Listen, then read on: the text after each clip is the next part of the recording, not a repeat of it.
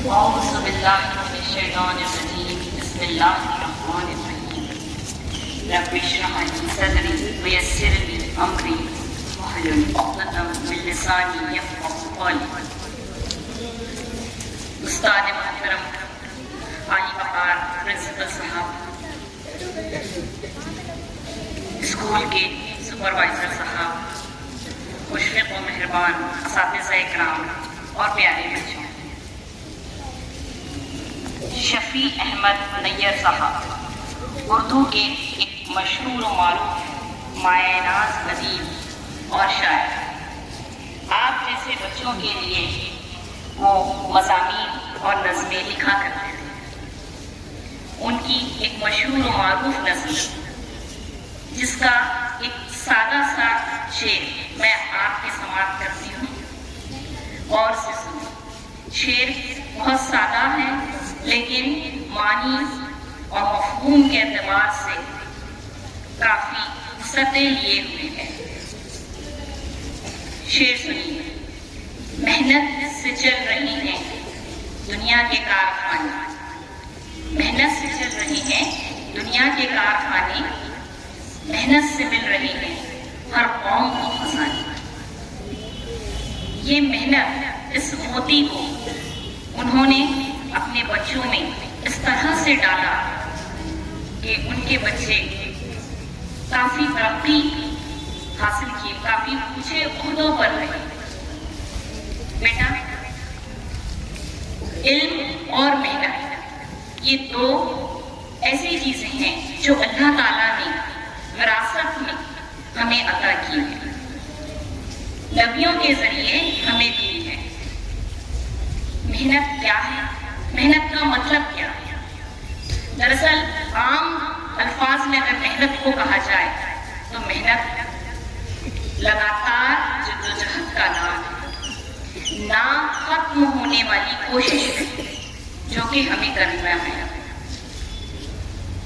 محنت کا کمال یہ ہے کہ جب محنت میں علم شامل ہوتا ہے تو ابن سینا اور الرازی جیسے ماہرین طب دنیا کو ملتے ہیں. ابن سینا اور الرازی یہ وہ دو نام ہیں جنہوں نے علم طب میں بہت اعلیٰ مقام حاصل کیا. اس کو ہم اس طرح سے ثابت کر سکتے ہیں کہ ان کی کتابیں لاطینی زبان میں ترجمہ کر کے میڈیکل کالج میں یورپ میں داخل نصاب کی گئی. اسی سے انہیں دیکھ کر ہی شاعر مشرق ڈاکٹر علامہ اقبال نے کہا ہوگا، مگر وہ علم کے موتی کتابیں اپنے آبا کی، مگر وہ علم کے موتی کتابیں اپنے آبا کی، جو دیکھیں ان کو یورپ میں تبدیل ہوتا ہے سپارہ. یہ علم اور محنت ہی ہے جس کی بدولت الادریس جیسا جغرافیہ داں پیدا ہوا جس نے سب سے پہلے دنیا کا نقشہ بنایا. یہ علم ہی کا ثمرہ ہے، یہ محنت ہی کا ثمرہ ہے کہ جابر جیسا کیمیاگر اور ابن ماجد جیسا ماہرین جہاز راں پیدا ہوا جن کی تحقیقات سے استفادہ کر کے واسکو ڈی گاما نے پہلی سفر کی. یہ علم ہی کا کمال ہے، یہ محنت ہی کا کمال، محنت ہی کا ثمر ہے کہ بڑے بڑے سائنسداں پیدا ہوئے. وطن عزیز نے کامیاب رسائی کا تجربہ ڈاکٹر اے پی جے عبد الکلام کی قیادت میں کیا. بچوں، جب علم اور محنت یہ دونوں چیزیں اگر ہم اپنی زندگی میں لاتے ہیں، اسے شامل کرتے ہیں اپنے شب و روز میں، تو آپ کو کامیابی حاصل کرنے سے کوئی نہیں روک سکتا. صبح ہمیشہ اپنے وقت پر آتی ہے، مگر صبح کو پانے والے وہی لوگ ہوتے ہیں جو جاگتے ہیں، جو وقت مقررہ پر جاگتے ہیں. تو اب جو میں اپنے موضوع پر آتی ہوں کہ محنت تمام کامیابیوں کا ضامن ہے، محنت ہی ترقی کی کنجی ہے، محنت سے ہی ہم کامیابی طے کر سکتے ہیں. زمانہ قدیم میں یہ کہا جاتا تھا کہ محنت ہی کافی ہے، لیکن دور موجودہ یہ سائنس کا دور ہے، مادیت کا دور ہے، مسابقت کا دور ہے، کمپٹیشن کا زمانہ ہے۔ اس دور میں محنت کا فارمولا جو 2 نکاتی فارمولا تھا، ابھی نیو ایجوکیشن پالیسی کے تحت یہ فارمولا کثیر نکاتی بن گیا ہے۔ محنت، پکا ارادہ، کسی چیز کو پانے کا عزم، ویل پلاننگ، منصوبہ بندی، اور اس کے لیے لگاتار کوشش، اس کے بعد بھی ہمیں کامیابی ملتی ہے۔ اس کی ایک مثال آپ کو معلوم ہوگی، آپ نے کبھی سنا ہوگا اپنے بڑوں سے، عظیم ہاشم پریم جی، جنہوں نے عقلیت کے فرق ہیں، ترقی کے دروازے کسی ایک کے لیے نہیں ہیں، یہ سب کے لیے کھلے ہیں، انہوں نے کیسے ثابت کیا؟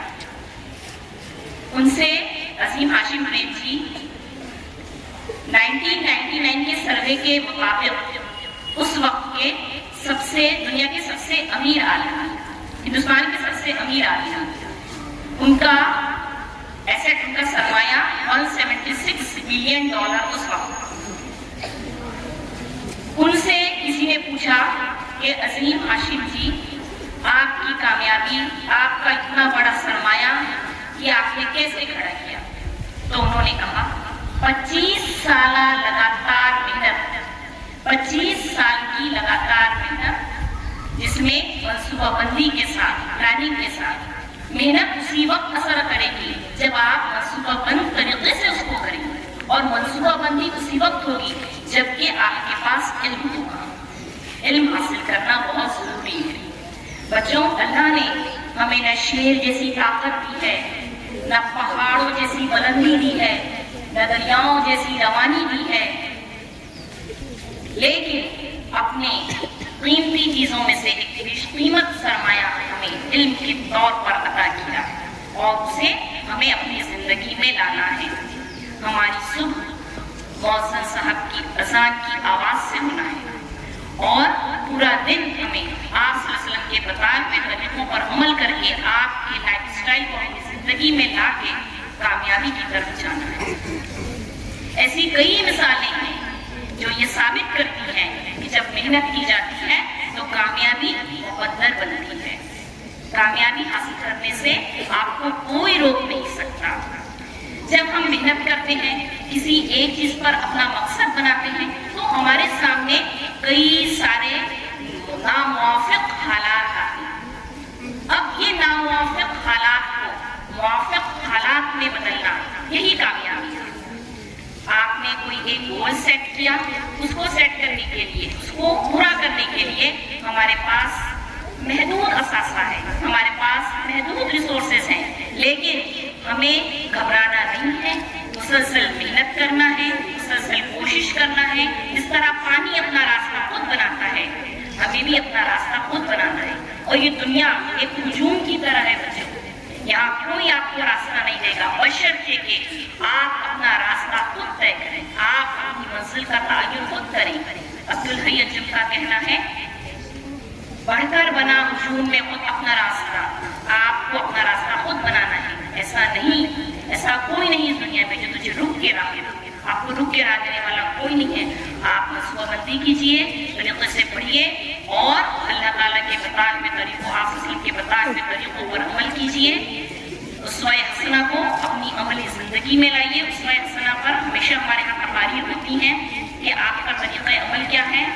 آپ نے بھی محنت کو بہت اہمیت دی، آپ اپنے ہر کام خود کرتے ہیں، اپنے ہر کام خود کر کے وقت کے کامل ترین انسان نے کام کی عظمت، محنت کی عظمت، ڈگنیٹی آف ورک کو واضح کیا۔